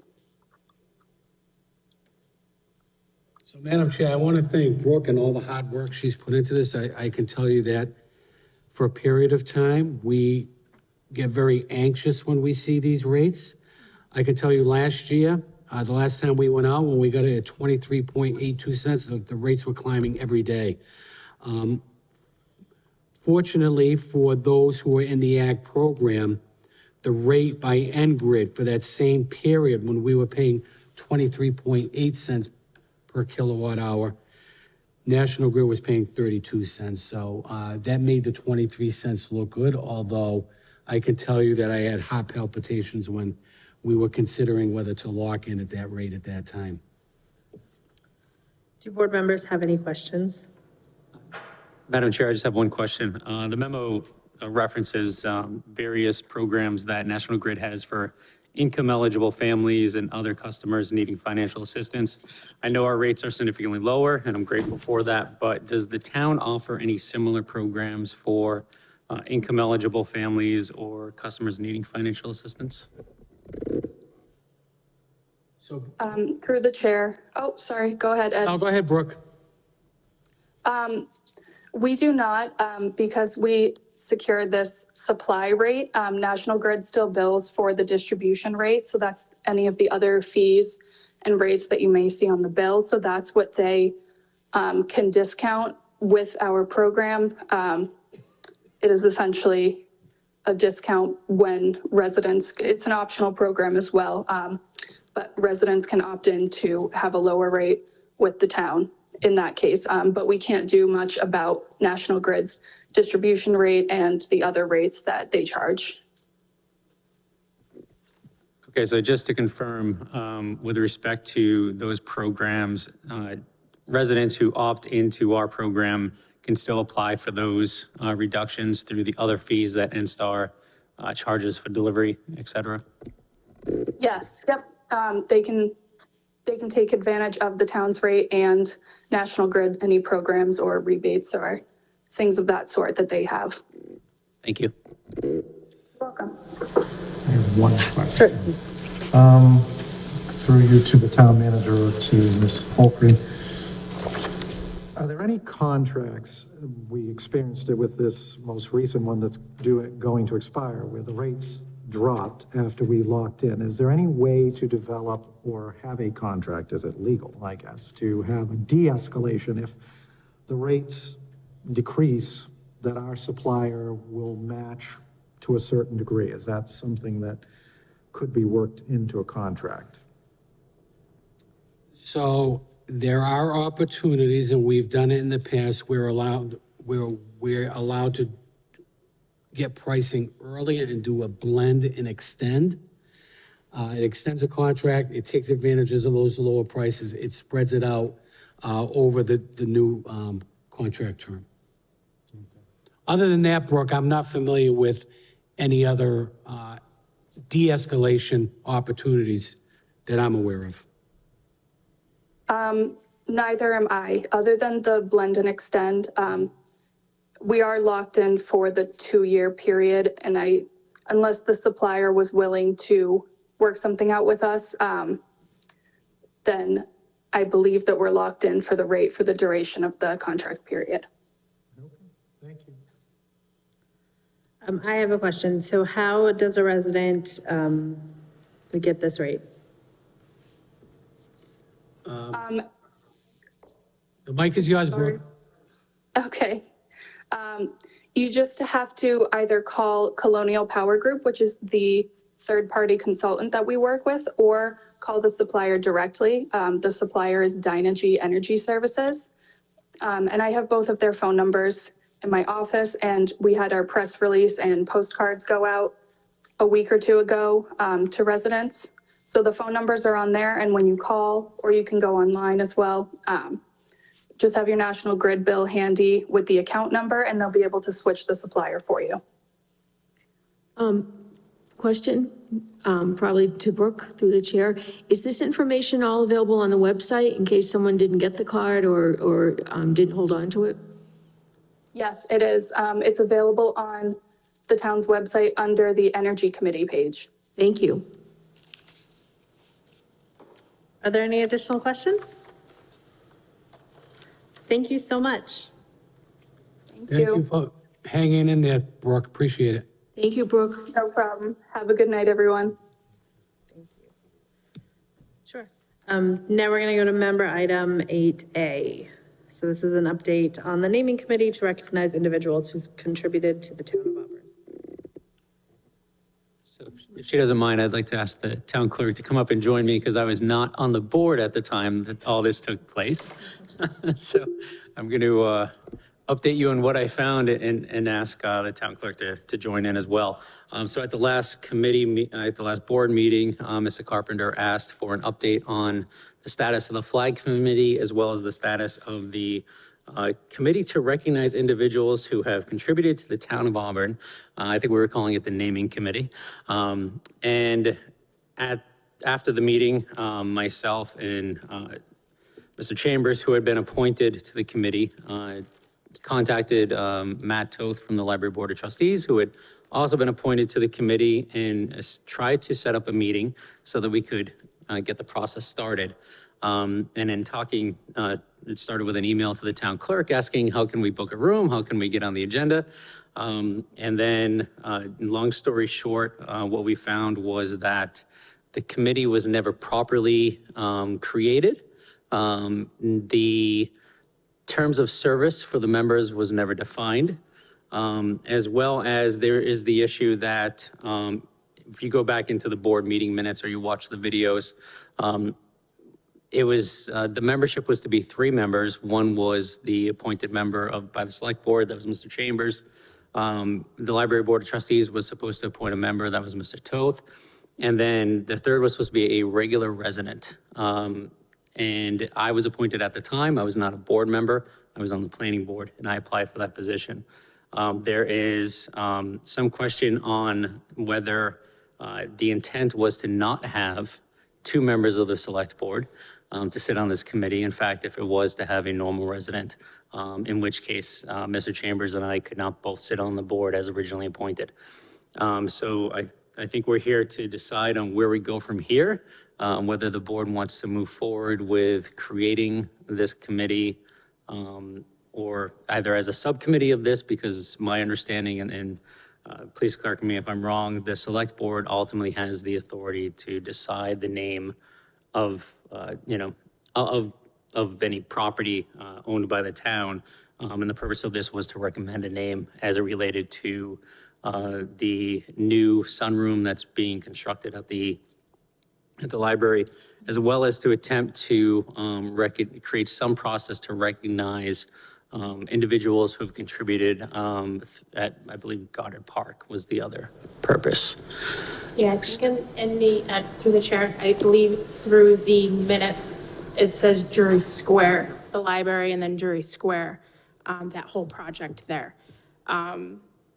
The town clerk's office was never notified that this board was created. So I had none of us in the office had any clue. We had nothing in writing that this was created.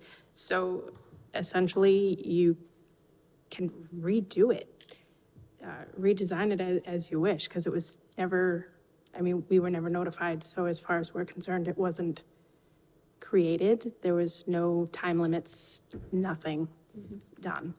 So I'm not sure how you guys want to approach it. So I guess the question, is do we want to move forward with this committee and its original intent? Do we want to create a different type of committee, or do we even need a committee to decide the name of the sunroom, which was the most pressing question, if I remember right, from attending the meetings initially?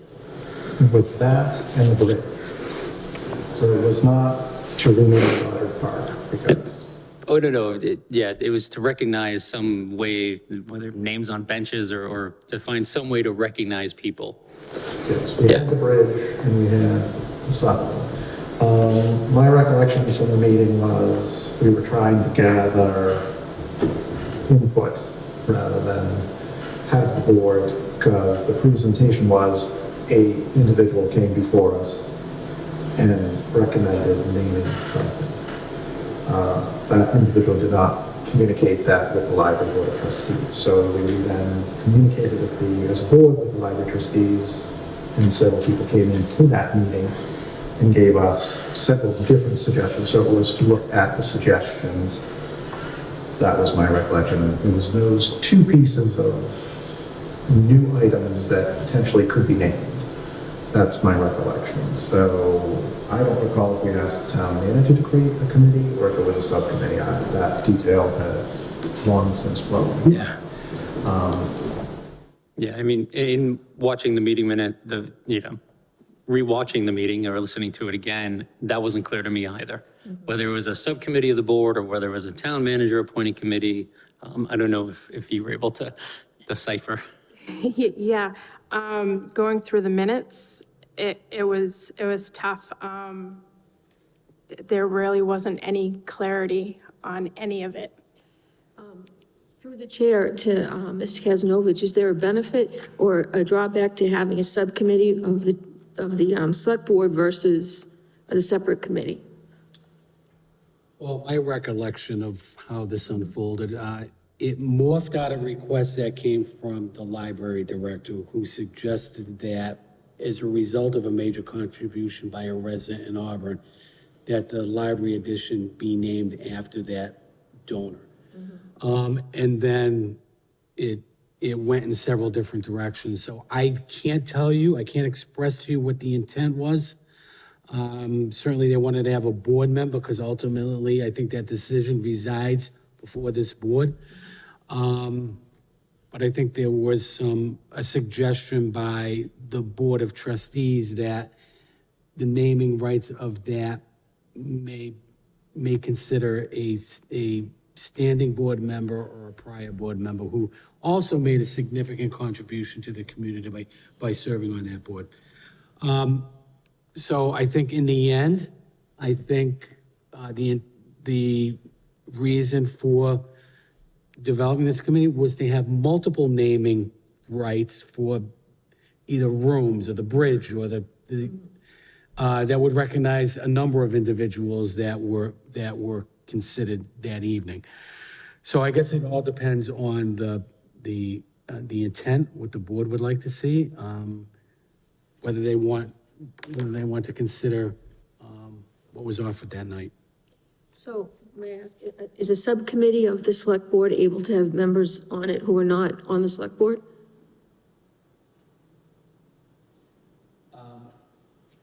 Well, no, I think looking back on it, they wanted one individual on the BOS.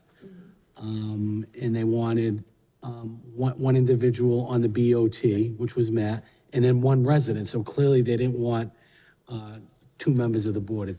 They didn't consider two members of the board at the time.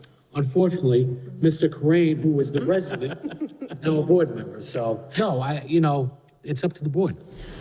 I don't think there's anything in the charter that prevents the board from forming a subcommittee and asking anyone to serve on it. I don't think, of course, I'm not a lawyer, but I'm not going to ask one either. So my question is that, was the intent of this, again, I wasn't on the board at the time, to be a standing committee with terms of office, or was it sort of meant to be a one and done committee? In which case, I think it probably makes sense for it to be a subcommittee of the select board. And as Mr. Carpenter just pointed out, that, we do have the authority to appoint non-committee members to subcommittees, or I guess, Tristan would be an example of that on the flag committee. I would make a motion that we form a subcommittee. And in that this is taking an inordinate period of time, I would just say that we confirm the members, Mr. Toth, if he still wants to serve. He does. And if you two gentlemen are willing to serve, I would make a motion that we just create a subcommittee, I'll make a separate motion to appoint both of you. I would make a motion that we create a subcommittee of this board to review the information that we took in at that public hearing, and obviously if you feel that you need to do other things, then I'm not going to say no. But it's to evaluate it, and you could come back with no recommendation. There's no requirement that these items be named after anybody. And I think that's something that, I know I vote against naming things because they belong to everybody, and I don't think that it's necessarily appropriate, but I did see but I guess I'm going to shut up. I'm going to make a motion that we create a subcommittee with 2 members of the Board of Selectmen and a member of the Library Board of Trustees. Second. All those in favor? Aye. Chair is yes as well. I'm going to make a motion that we appoint Mr. Corain and Mr. Chambers to represent the board, and Mr. Toth, who has previously served. I second that motion. All those in favor? Aye. Opposed? The chair is yes as well. Okay. Thank you. Thank you. Just a matter of question, do we have to get sworn in for a subcommittee or no? Yes. We do have to get sworn in for a subcommittee. Okay, thank you. And we hope by Christmas you'll have an answer. No pressure. All right, so we are moving back to 6A, the library trustee vacancy.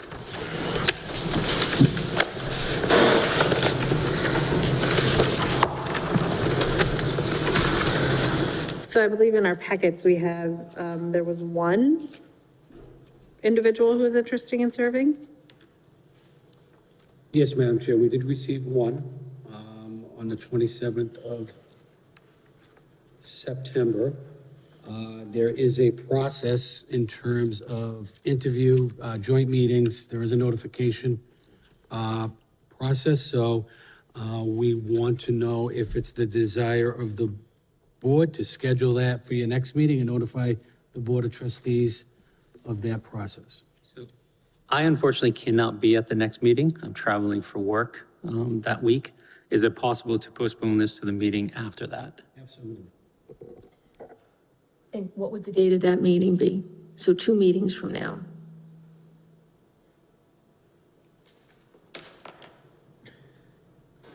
Actually, I believe there are 5 Mondays in the.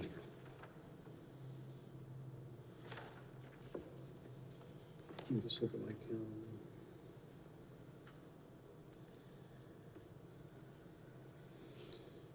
So we're at the 10th, so that would put it out 24th, 23rd. The 30th, remember, the board meets on the 2nd, 4th, and the 5th if it wants to meet on the 5th. You could do it on the 30th. If not, it would fall in November on the 13th. And that's the general question, that we have a member or a person, do we really need to interview someone who we have a person? I believe you're required by Mass General Law, in order to fill a vacancy of an elected board. The two meet, the two have to meet and, right, I believe our policy is though each member gets asked 2 questions, et cetera. We can suspend that rule. I don't see the point of asking a member of the public to come in who is graciously accepted or offered to serve. We have one member, what are we going to do, not appoint him? I suppose we could. Since this is eventually an elected position, I think we should actually follow that policy and interview the person. I agree. I mean, it's how we have done everybody else that we've appointed. So is the vacancy still posted and can other people apply? It's still posted, yes. So given the time frame between there, there's potential for another candidate as well. Okay. Thank you. I'll make a motion, we schedule a meeting to interview, subject to the Library Board of Trustees being available on the 30th of October. I'll second that. All those in favor? Aye. Opposed? The chair is a no. I think. So that's fine. Okay, so moving on to 6B. Madam Chair, this is an annual notification that we receive from the police chief with regards to the hours for trick or treating. He's recommending that trick or treating be held on October 31st from 5 PM to 7 PM. Make a motion. Can I just ask one question about this before we do that? Obviously, it's too late for this year, but my understanding is the exact same day, the exact same time, the Recreation Department is holding an event for kids that they've advertised on social media in terms of I think it's I forget exactly where it's located, but it's an event-based, so kids can come in their costume, face painting, balloons, et cetera. And it seems that having at the same time as the trick-or-treating is interfering with the success of both. Can we just in the future look to not have those conflicts? Because obviously people that want to bring their kids trick-or-treating, but also want to take advantage of that type of program cannot do that. So it just seems there wasn't a coordination between the departments for that. I think it's the first time that's absolutely happened. Yeah. And 9 times out of 10, people complain that we don't have it on the 31st, so. But I submit that that's fine, but I would make a motion to accept the recommendation and include Mr. Crane's comments for future plan. Second. All those in favor? Aye. Aye. Opposed? The chair is a yes as well. Okay, so moving along to 6D. Well, Madam Chair, this is the water line installation, and I think the board is familiar with this as a result of the discussions that you had with the developer on Perry Place. This project is going forward. This water supply is being put in not only to service a water capacity issue for the water district, but to also supply adequate water supply for a development on the west side of town by Eastland Partners. So just wanted to put this out there. We've already posted this on our social media, just to make people aware that there's going to be activity in that area for a period of 7 weeks. commencing very shortly. And just wanted to put our residents on alert that there will be some activity down there. Can I ask that the extent of the length of this construction project? We're obviously coming onto the winter months. Do we know how long the project's going to take, that they're going to be digging, I assume, in the roadway? I had a discussion with Greg Woods, who indicated that there'll be minimal disruption, but there'll be some, some minor traffic issues in the area. I think he indicated, I don't know if it was part of this memo or not, 7 weeks to complete. Thank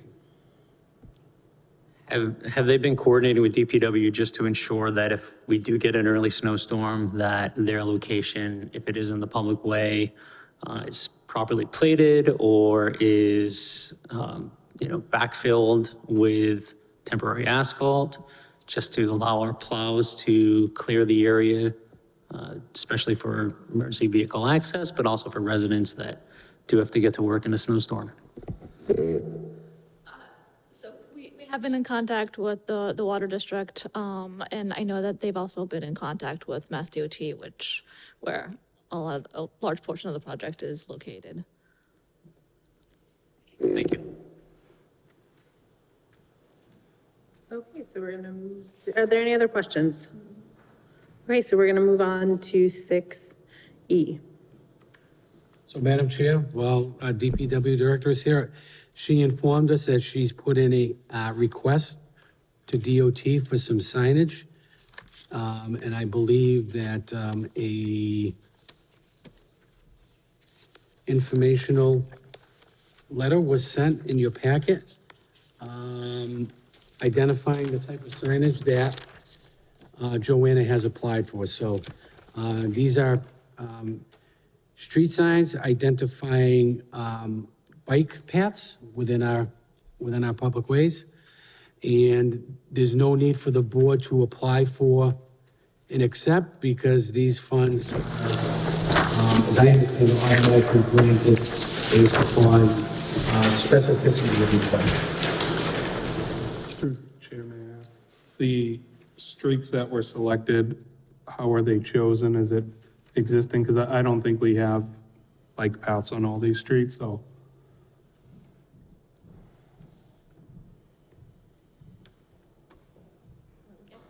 So the streets that were chosen were the streets where there are no sidewalks and there's no provisions for pedestrians or bicycles. So, but they are streets where there could be, either because they're close to schools or because we've had some concerns from residents. They were chosen to kind of just, the signs are basically a reminder for the traveling public to allow for 4 feet passing.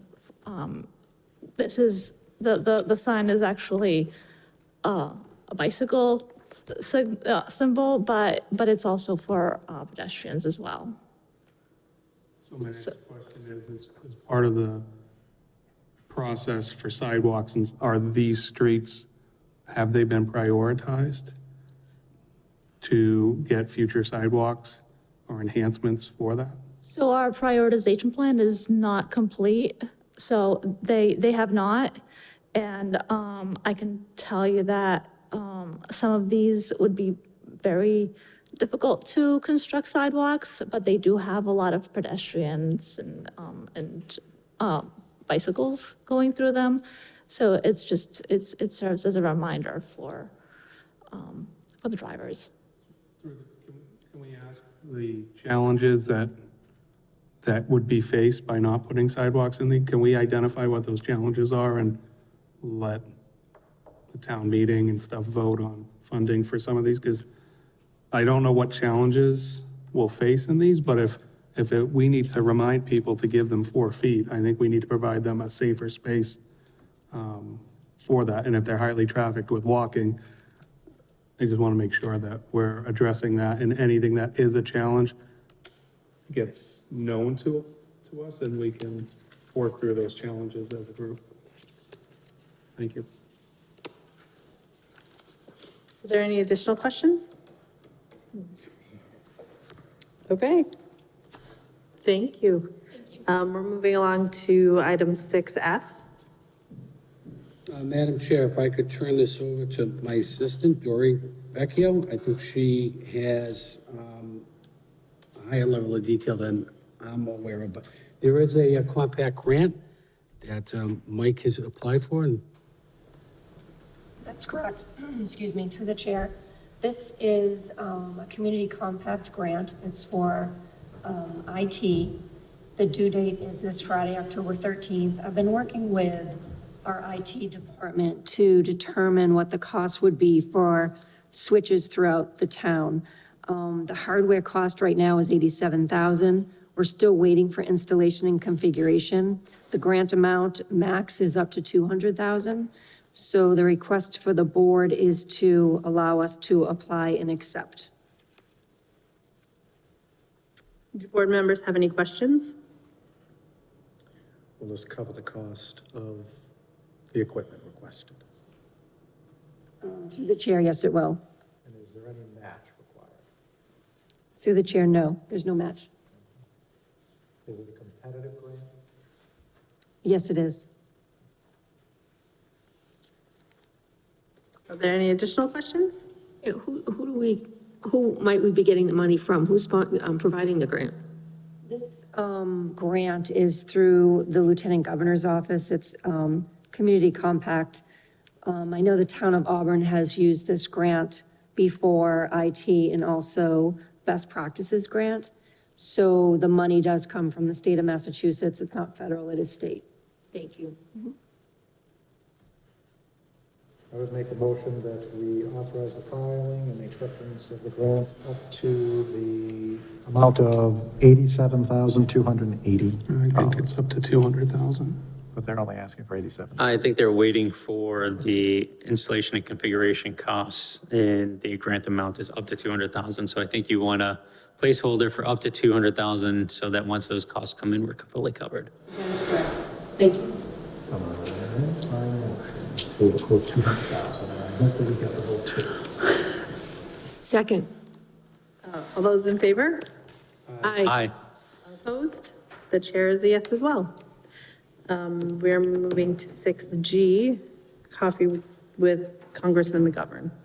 so, Madam Chair, members of the board, the Congressman's office reached out to me several weeks ago, asking if this room could be available for him to meet with his constituents here in Auburn, as well as surrounding towns of Oxford and Millbury, to discuss any issues that our residents may have with the office.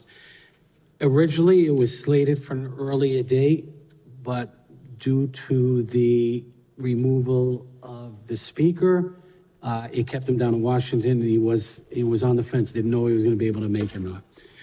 So the 14th has actually been proposed as an alternative date, although I reached out to the Congressman's office today, who said it's still on, but if the speakership is not determined by the end of the week, he may be held over again. So right now it's on. They do have a social media outreach to their constituents. We also want to put it out on our social media. I plan on opening up the building for the congressman this Saturday, if it's still on. And I would welcome any board members that would like to be present to join as well. So right now, it's a go. And I think it's a good thing for our residents to address any concerns that they may have. Thank you. What time is that? So it's 8:30 to, I believe, 11:30. I'm going to meet him here at 8:30. It may actually be like 9 to 11:30, but they're willing to extend it beyond 11:30 if need be. Thank you. Are there any other questions? Okay, so we have no minutes. We would just need a motion to adjourn. So moved. Is there a second? Second. All those in favor? Aye. Aye. Opposed? The chair is yes as well.